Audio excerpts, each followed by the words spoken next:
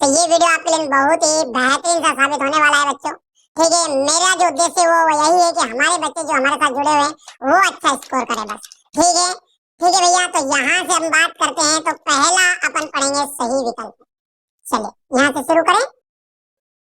देखिए प्रश्न नंबर जो 1 है इसमें दिया गया सही विकल्प चुनकर लिखिए। कांजी हौज में का जो चौकीदार वो लालटेन लेकर आता था। ठीक है, क्यों लेकर आता था? तो हाजिरी लेने आता था भैया। क्यों लेकर आता था? तो हाजिरी देने देने के लिए आता था। काव्य के जो भेद है वो माने गए हैं। तो काव्य के जो भेद है वो 2 तरह के माने गए। काव्य के भेद श्रव्य काव्य और दृश्य काव्य। ठीक है। अच्छा अगला क्या है? फणीश्वर नाथ रेणु का फणीश्वर नाथ जो रेणु है उसका प्रसिद्ध आंचलिक उपन्यास का नाम क्या है? मेला आंचल। ठीक है। वीर गाथा काल का श्रेष्ठ महाकाव्य का नाम बताइए। तो इसका जो हो जाएगा आपका पृथ्वीराज रासो। विचार विनिमय के माध्यम को कहते हैं। तो विचार जो विनिमय होता है उसको क्या कहा जाता है? भाषा। भाषा कहा जाता है। टिक मार के भी है, पहले से करवा लिए ताकि हमारे बच्चों को कम समय में। अच्छा केदी और कोकिला की रचना कौन है? क्या है, मतलब किसकी रचना है? तो माखनलाल चतुर्वेदी की रचना है। हो गया। चलिए आगे बढ़े। अब देखिए क्वेश्चन नंबर 2 और वो है रिक्त स्थान। देखिए महादेवी वर्मा जो है उनके बाबा उन्हें क्या कहते थे? विदुषी बनाना चाहते थे, विदुषी। ठीक है। नानी के मन में रिक्त स्थान आजादी के प्रति जुनून था। किसके? देश की आजादी के प्रति जुनून था। कम समय है इसलिए मैंने चीजों को पहले से थोड़ा सा तैयार करके रखी है। बेटा बहुत मेहनत की यार, वास्तविकता बता रहा हूँ, भले मानो मत मानो, ऊपर से भगवान देख रहा, बहुत मेहनत की, पहले से आपके लिए तैयार की है सारी चीजें। सॉल्यूशन भी ऐसा सटीक किया ना बिल्कुल कि आपको पढ़ते से याद होगा। पूरा सॉल्यूशन दूंगा, है ना? तो बिल्कुल वीडियो को अंत तक जरूर देखिएगा, है ना? चलिए आगे। छंद के अंतिम वर्णों की आवृत्ति तो कहलाती है। अनंत का विलोम शब्द होता है। ठीक है, अंत का विलोम। ठीक है, अंत का जो विलोम है अनंत है, अनंत। सॉरी गलत गलत बोल पढ़ दिया मैंने। अनंत, अनंत मतलब जिसका कोई अंत ना हो, जिसका कोई अंत ना हो उसका विलोम शब्द क्या है? अंत। और क्या है? ठीक है, कवि रसखान, कवि जो है रसखान, देखो कवि रसखान बार बार जन्म लेना चाहते हैं। कहाँ पर? ब्रज गोकुल गांव में। अर्थ के द्वारा चमत्कार जो होता है वो अर्थालंकारों में अर्थ के द्वारा चमत्कार उत्पन्न होता है। शब्द अलंकार में शब्दों के द्वारा होता है, जैसे मैंने आपको पहले बता भी दिया है। ये तो कहानी की कहानी जो है गद्य की गौण विधा में आती है। ठीक है, तो ये आपका गलत है, असत्य आ जाएगा यहाँ पर। ठीक है, तो कहानी जो है गद्य की गौण विधा में नहीं आती बेटा, ये प्रमुख विधा है। क्या है? प्रमुख विधा है। उमा शंकर का जो विवाह है, उमा का जो विवाह शंकर से हो गया था, नहीं हुआ था। असत्य बात है, बात चल रही थी लेकिन विवाह नहीं हुआ। बात चली, लिखने की जरूरत ही नहीं हुआ। और क्या थी? करुण रस का जो स्थायी भाव है वो रति है क्या? अरे करुण रस का स्थायी भाव होता है शोक। करुण रस का क्या है? शोक आता। अच्छा श्रृंगार रस का है रति।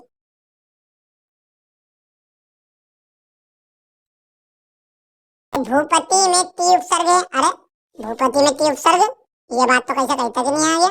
भू यहाँ पे मूल शब्द है ना, पति प्रत्यय है इसमें, ध्यान रखना है। मैं लिख दूं यहाँ पर, भू क्या है? मूल शब्द है, और पति पति प्रत्यय है इसमें, यानी कि भू धन पति, भूपति। रह गया। अच्छा सुमित्रा नंदन पंत प्रकृति के प्रेमी कवि थे। बिल्कुल सही बात है, सुमित्रा है बेटा, त्रा है ये, सुमित्रा। चलिए आगे बढ़ाएं। अगला है मुगलों का मुंह लाल होता है। तो मेरे बचपन के दिन पाठ के आधार पर तिब्बत में मुगलों का जो मुंह है लाल नहीं बल्कि वे छोटे छोटे और चिपटे होते हैं। ठीक है, तो ये बात आप कह सकती हैं। किस पाठ के अनुसार की बात कर रहे हैं? ये मेरे बचपन के दिन पाठ के अनुसार। हो गया। चलिए याद रहेगा। आगे बढ़े जोड़ी की ओर। देखिए कबीरदास, देखिए कबीरदास ने क्या किया है? बाहरी आडंबरों का विरोध किया है। बिल्कुल सही बात है, यहाँ से सब ये बात पहला मिलान कर देंगे। वाक्यम रसात्मकम काव्यम आचार्य विश्वनाथ की है। अश्रु का तद्भव, अश्रु का तद्भव क्या है? आंसू। हरि शंकर परसाई, की रचना हो गई प्रेमचंद के फटे जूते। माता पिता का आ जाएगा द्वंद्व समास। बागलकोट, बागलकोट का जाएगा कर्नाटक का छोटा सा कस्बा। करबा नहीं है, कस्बा है, कस्बा। क्या लिखेंगे? कस्बा। हो गया। चलिए आगे बढ़ाएं भैया, जल्दी से फटाफट बोलते जाओ। ये यहाँ पर देखिए आप, एक वाक्य में उत्तर।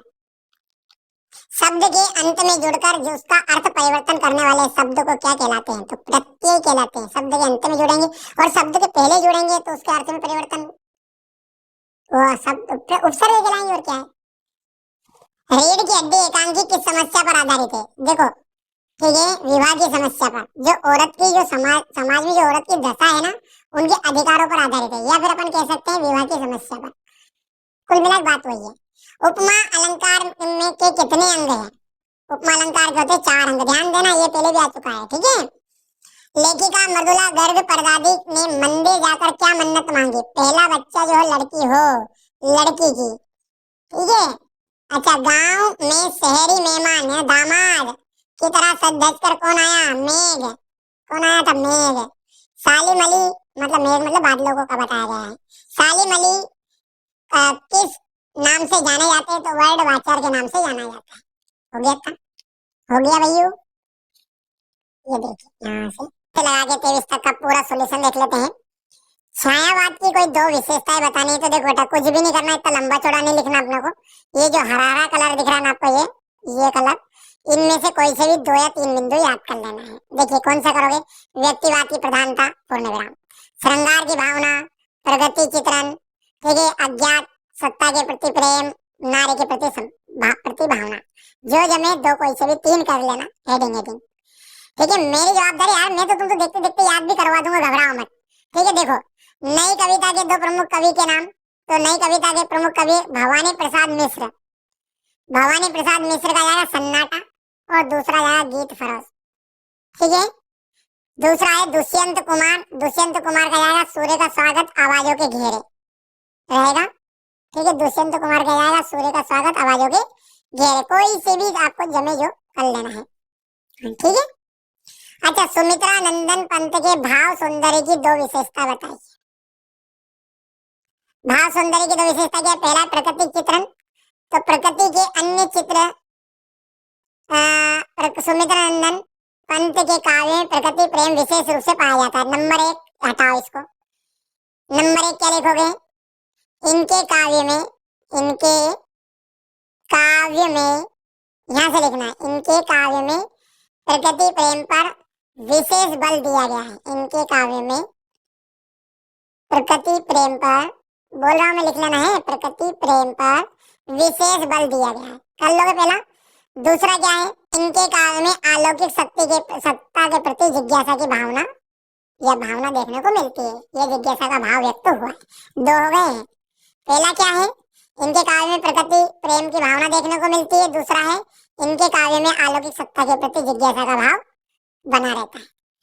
कवि सर्वेश्वर दयाल सक्सेना जो है, उनके भाव सौंदर्य की विशेषताएं बतानी है। तो देखिए, सर्वेश्वर जो दयाल सक्सेना है, उनके भाव सौंदर्य की विशेषता में क्या है?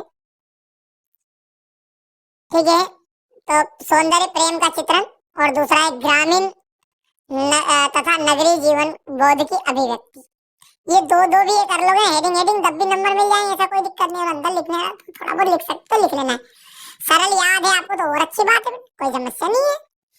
मानसरोवर से कवि का क्या आशय? मानसरोवर है ना, कबीर की बात चल रही है। मानसरोवर से कवि का आशय मन रूपी सरोवर, सरोवर मतलब मन का जो तालाब है, जिसमें परमात्मा प्रेम रूपी शुद्ध जल भरा है। कवयत्री का घर जाने की चाह से क्या तात्पर्य है? तो कवयत्री का घर जाने की चाह से तात्पर्य आत्मा का परमात्मा से मिल जाने से, आत्मा का परमात्मा से मिल जाना, क्योंकि आत्मा का वास्तविक घर क्या है? वास्तव में क्या है? परमात्मा ही। ये देखो तुम पढ़ो, जिसमें याद हो जाएगा, ये थोड़ा स्क्रीनशॉट ले लेना आप, ठीक है, कर लोगे। और ये क्वेश्चन हमारे बच्चों को याद भी पहले से नहीं किया, मैंने जो बता रहा हूँ वो जरूरी नहीं, आंसर आपको याद है पहले से चलेगा, समय कम है। रस किसे कहते हैं? हो गया। छंद की परिभाषा हो गई, यहाँ से देख सकते हैं आप, कर लेना है कंप्लीट, ठीक है। रूपक अलंकार की परिभाषा, जहाँ उपमेय और उपमान का आरोप होता है वहाँ रूपक अलंकार होता है। ठीक है, चरण सरोज पखारन लागा, इसमें कौन सा आपका अलंकार है? तो रूपक अलंकार। ठीक है, रूपक अलंकार रहेगा। हाँ, महाकाव्य और खंडकाव्य में अंतर, महाकाव्य और खंडकाव्य में अंतर है ना, स्टैंड के पास में। ठीक है, महाकाव्य और खंडकाव्य में अंतर क्या बेटा? यहाँ पर देखिएगा, महाकाव्य में क्या है? संपूर्ण जीवन का चित्रण होता है, खंडकाव्य में किसी भी एक घटना का चित्रण होता है। इसमें पात्रों की संख्या अधिक होती है। अच्छा, महाकाव्य क्या है? मैंने पहले भी बता दिया आपको। महाकाव्य में क्या है? अपन जन्म लो, पैदा हुआ, सगाई ने, ब्याह ने, छोटे ने, मासा ने, फूफा ने, सब सबके बारे में बताओ, तो वो संपूर्ण जीवन हो गया। संपूर्ण जीवन है तो कैरेक्टर भी याद आएगा, पात्र भी याद आ जाएगा, भैया जी आगे जाएगी, गुगरा ले लाएगा, हमारा घर भतीजो आयो, ठीक याद आई। ठीक है, तो ये इस तरीके से, तो इसमें पात्रों की संख्या अधिक होगी, इसका आकार बड़ा होगा। ठीक है, उदाहरण यहाँ पर देख सकते हैं होगा। ठीक है, इस तरीके से इसका उल्टा, एक घटना का चित्र होगा, केवल एक घटना। इसे जानकी मंगल रामचरितमानस में से निकाल देगी, सीता जी की शादी की बात चल रही है कि कौन कौन आया था, कहने दारू पीते, कहने कहीं खड़े हो, ये सब आ गया।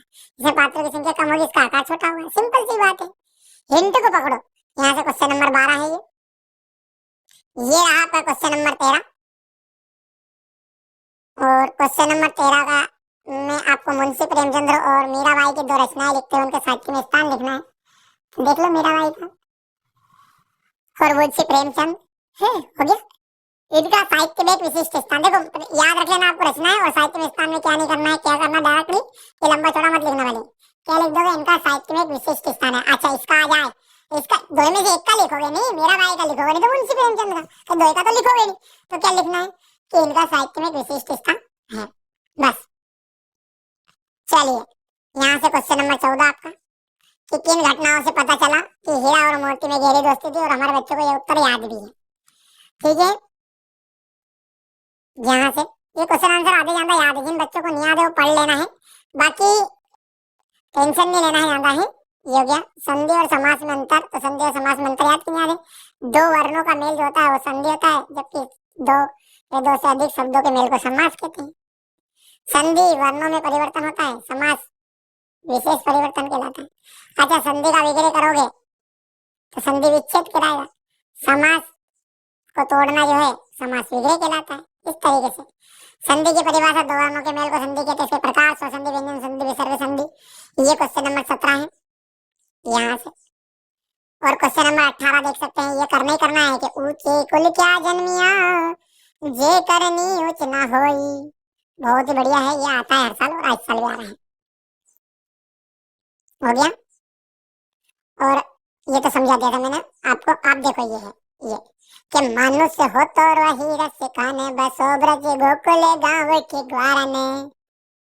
ये जो पशु हो तो वहाँ बस चेरो, जो पशु हो तो कहाँ बस मेरो, चारो नित नंद की धेनु मझारन। मनुष्य हो तो वही रस खाने, बसो ब्रज गोकुल गाँव के ग्वार ने। पाने हो तो वही गिरी को जो। ठीक है, इस तरीके से हो गया। हमारे पाठ्य पुस्तक के कौन से लिया गया है? सवैये का लिया गया है ये। इसके कवि कौन है? रसखान जी है, याद रहेगा। प्रस्तुत पद हमारे पाठ्य पुस्तक के सवैये से लिया गया है, इसके कवि जो रसखान जी है। अच्छा, प्रसंग में क्या है? इस पद में कवि का ब्रजभूमि और श्री कृष्ण के प्रति गहरा प्रेम है। ठीक है, वे ब्रज में रहकर ग्वाल जीवन जीने की इच्छा प्रकट करते हैं। हो गया, यहाँ से देख लीजिए आपका व्याख्या है। कवि रसखान कहते हैं कि लटुकुटी कमरिया धारण करके नंद बाबा की गाय चराने वाले तीनों लोगों का राज्य भी त्याग सकते हैं। उन्हें आठों सिद्धियां, नौ निधियां का भी सुख नंद की गाय चराने से बढ़कर नहीं लगता। वे अपनी आंखों में ब्रज के वन, बाग, तालाब को निहारना चाहते हैं। वे कारिल के कुंजों पर करोड़ों स्वर्ण महलों को न्यौछावर भी करने को तैयार है। इस तरीके से आपको कर लेना है। ये तिब्बत वाला है, देख सकते हैं क्वेश्चन नंबर 19 हो गया।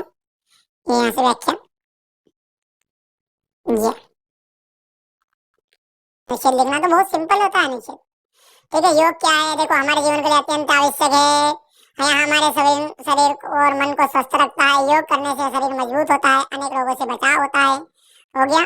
ये देखिए, अपनी गर्मी की छुट्टियां बिताने के संदर्भ में दो मित्रों के बीच संवाद लिखना है आपको। ये रहा आपका क्वेश्चन नंबर 21। ठीक है, हुआ? ले लो स्क्रीनशॉट, मिल गया।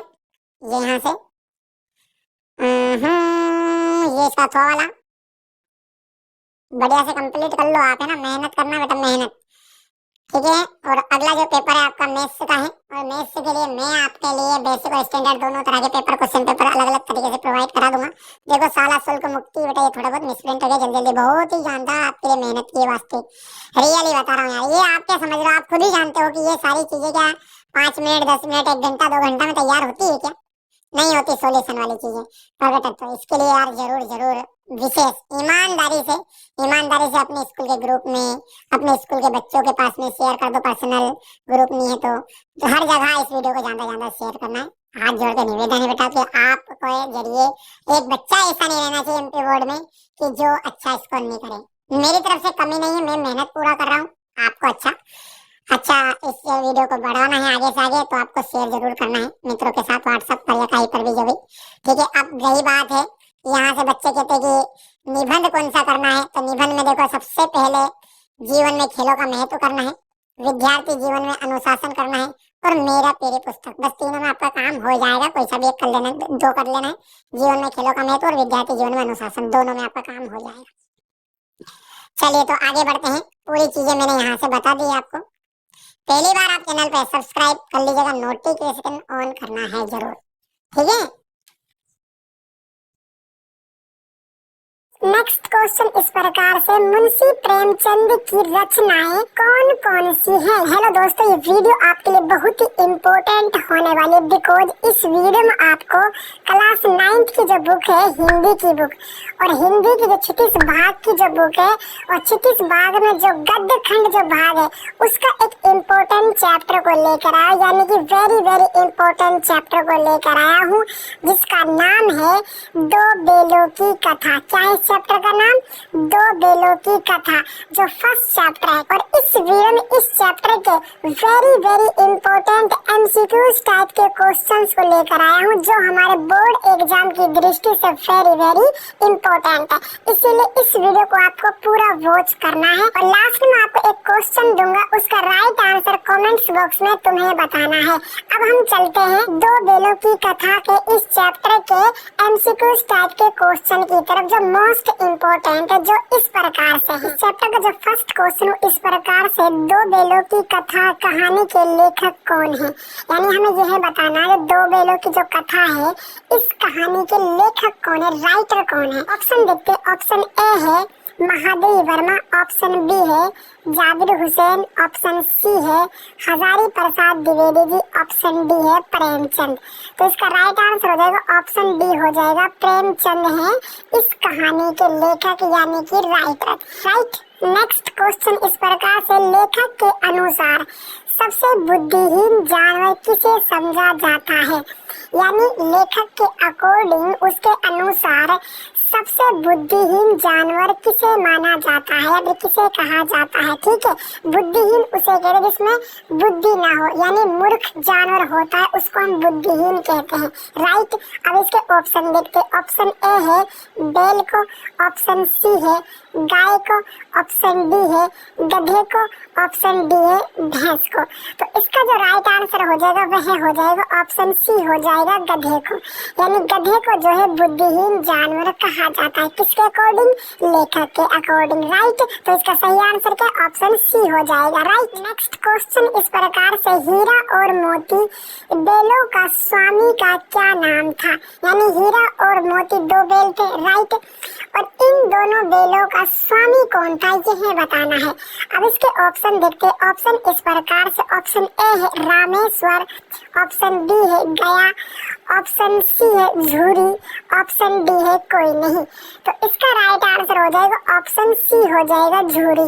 यानी हीरा और मोती जो दो बेल जो थे, इन दोनों बेलों का स्वामी जो था वह था भाई झूरी। कौन था? ऑप्शन सी इसका राइट आंसर हो जाएगा। नेक्स्ट है झूरी के साले का क्या नाम था? मोस्ट इम्पोर्टेंट ये क्वेश्चन है, बोर्ड एग्जाम के पेपर में 100% देखने को मिल सकता है।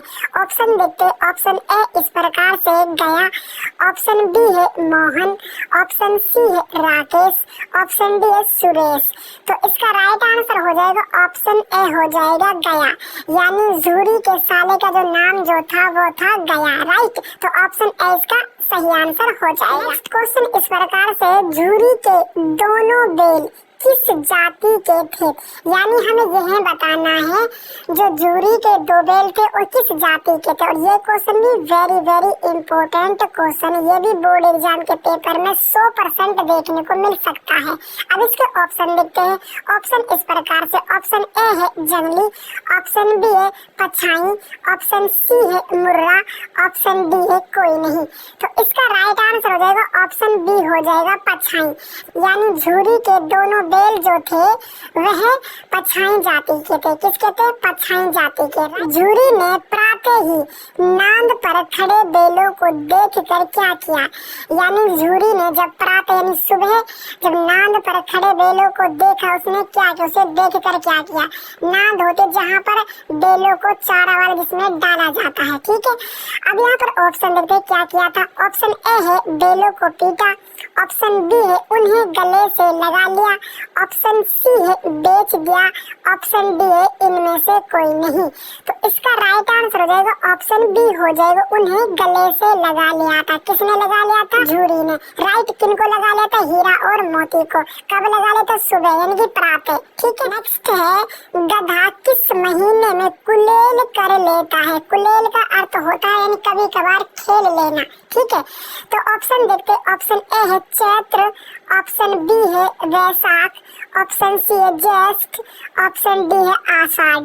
तो इसका राइट आंसर हो जाएगा ऑप्शन बी हो जाएगा वैशाख में, यानी गधा जो है वैशाख के महीने में कभी कभार जो कुलेल कर लेता है। राइट, नेक्स्ट क्वेश्चन इस प्रकार से है, दूसरी बार गया बेलों को कैसे ले गया? यानी दूसरी बार जो गया जो है झूरी का साला जो है दूसरी बार बेलों को किस प्रकार से ले गया था? ऑप्शन देखते हैं। ऑप्शन ए है पीटता हुआ, ऑप्शन बी है बैलगाड़ी में जोतकर, ऑप्शन सी है हल में जोतकर, ऑप्शन डी है प्रेम पूर्वक। तो इसका राइट आंसर हो जाएगा ऑप्शन बी हो जाएगा, बैलगाड़ी में जोतकर ले गया था दूसरी बार गया, यानी झूरी का साला। राइट, तो ऑप्शन बी इसका राइट आंसर हो जाएगा। नेक्स्ट क्वेश्चन इस प्रकार से, खेत के मालिक ने दोनों बेलों को कहाँ बंद कर दिया था? ये भी मोस्ट इम्पोर्टेंट क्वेश्चन है, ये भी बोर्ड एग्जाम के पेपर में आ सकता है। अब इसके ऑप्शन देखते हैं। ऑप्शन इस प्रकार से, ऑप्शन ए है जेल में, ऑप्शन बी है अपने घर में, ऑप्शन सी है थाने में, ऑप्शन डी है कांजी हाउस में। तो इसका राइट आंसर हो जाएगा ऑप्शन डी हो जाएगा, कांजी हाउस में बंद कर दिया था दोनों बेलों को, यानी हीरा और मोती को। किसने बंद कर दिया था? खेत के मालिक ने। कहाँ पर? कांजी हाउस में। इसीलिए इसका राइट आंसर ऑप्शन डी हो जाएगा। नेक्स्ट है, मोती द्वारा दीवार गिरा देने पर कौन सा जानवर नहीं भागा? यानी जब मोती ने दीवार गिरा दी थी, राइट, तो उस वक्त ऐसा कौन सा जानवर था जो वहां से नहीं भागा था? ऑप्शन देखते हैं। ऑप्शन ए है गाय, ऑप्शन बी है बकरी, ऑप्शन सी है घोड़ी, ऑप्शन डी है गधा। तो इसका राइट आंसर हो जाएगा ऑप्शन डी हो जाएगा गधा, यानी जब मोती ने दीवार गिरा दी तो उनमें से एक ऐसा जानवर था, वह था गधा, जो वहां से नहीं भागा था। बाकी जानवर भागे थे लेकिन गधा वहां पर नहीं भागा था, इसीलिए इसका राइट आंसर ऑप्शन डी हो जाएगा। नेक्स्ट क्वेश्चन इस प्रकार से, दीवार को तोड़ना से बेलों की कौन सी भावना का बोध होता है? ऑप्शन देखते हैं। ऑप्शन ए है अनुशासन, ऑप्शन बी है विद्रोह, ऑप्शन सी है दया, ऑप्शन डी है घृणा। तो इसका राइट आंसर हो जाएगा ऑप्शन बी हो जाएगा, विद्रोह का बोध होता है। नेक्स्ट क्वेश्चन इस प्रकार से है, कांजी हाउस से हीरा और मोती को किसने खरीदा, ये भी मोस्ट इम्पोर्टेंट है भाई, बोर्ड एग्जाम ये क्वेश्चन भी आ सकता है। तो ऑप्शन देखते, ऑप्शन ए है गड़ियल ने, ऑप्शन बी है अड़ियल ने, ऑप्शन सी है सड़ियल ने, डी है इनमें से कोई नहीं। तो इसका राइट आंसर हो जाएगा ऑप्शन ए हो जाएगा गड़ियल ने। किसने, ऑप्शन ए इसका राइट आंसर हो जाएगा। गड़ियल ने खरीदा था कांजी हो से हीरा और मोती को। किसने खरीदा था, ऑप्शन ए इसका राइट आंसर है। नेक्स्ट क्वेश्चन इस प्रकार से, दो बेलों की कथा पाठ हिंदी साहित्य में किस विधा के अंतर्गत आता है। ऑप्शन देखते, ऑप्शन ए इस प्रकार से कविता में, ऑप्शन बी है निबंध, ऑप्शन सी है एकांकी, ऑप्शन डी है कहानी। तो इसका राइट आंसर हो जाएगा ऑप्शन डी हो जाएगा कहानी, यानी इस विधा के अंतर्गत आती है दो बेलों की कथा का ये जो चैप्टर है, ये जो पाठ है, ठीक है। तो कौन सी विधा के अंतर्गत आता है, कहानी विधा के अंतर्गत। राइट क्वेश्चन इस प्रकार से, प्रेमचंद अपनी किस प्रकार की रचनाओं के लिए प्रसिद्ध हुए थे। ऑप्शन देखते, ऑप्शन ए है कविता, ऑप्शन बी उपन्यास, ऑप्शन सी है निबंध, ऑप्शन डी एकांकी। तो इसका राइट आंसर हो जाएगा ऑप्शन बी हो जाएगा उपन्यास, यानी प्रेमचंद जो है सर्वश्रेष्ठ या फिर प्रसिद्धि उसे प्राप्त हुई है, प्रसिद्ध जो हुए हैं वह उपन्यास के लिए प्रसिद्ध हुए हैं प्रेमचंद जी। नेक्स्ट क्वेश्चन इस प्रकार से, गधे के गुणों के समान दूसरा पशु कौन सा माना जाता है। यानी जिस प्रकार गधा होता है एक बुद्धिहीन जानवर, राइट, इसी प्रकार उसमें गुण पाए जाते हैं गधे में। इसी तरह एक और जानवर जिसमें गधे के समान जो क्वालिटीज पाई जाती है, गुण पाए जाते हैं, ठीक है, वह दूसरा पशु माना जाता है।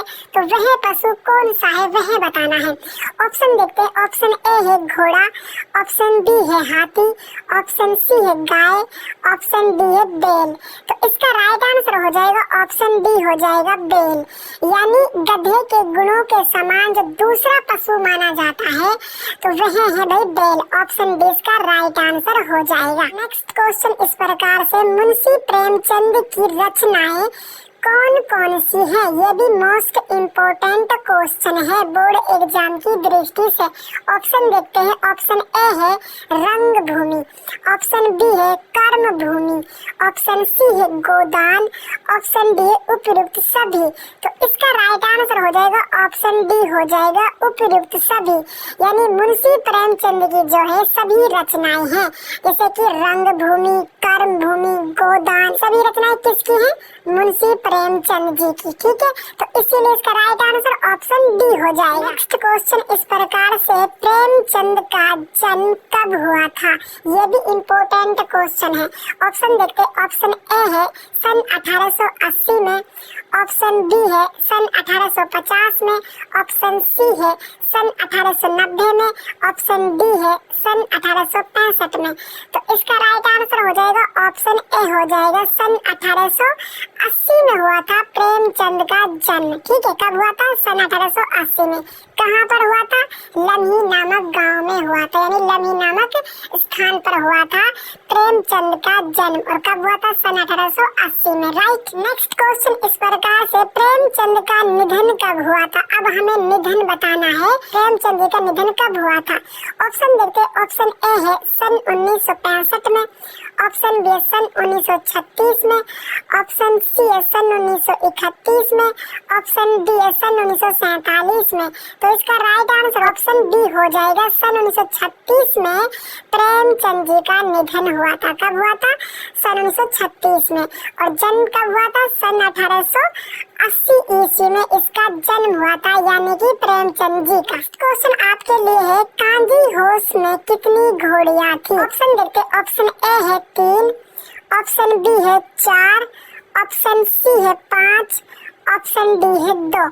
लेकिन इसका जो राइट आंसर है कमेंट्स बॉक्स में तुम्हें बताना है। देखते हैं कितनों का राइट आंसर राइट होगा, कितनों का आंसर रॉन्ग होगा। वीडियो पसंद है तो वीडियो को लाइक कर देना, चैनल पे नए चैनल को सब्सक्राइब कर देना है। अब हम मिलते हैं इसके अभ्यास के प्रश्न उत्तरों के साथ, तब तक के लिए गुड बाय, आपका दिन शुभ हो, जय हिंद।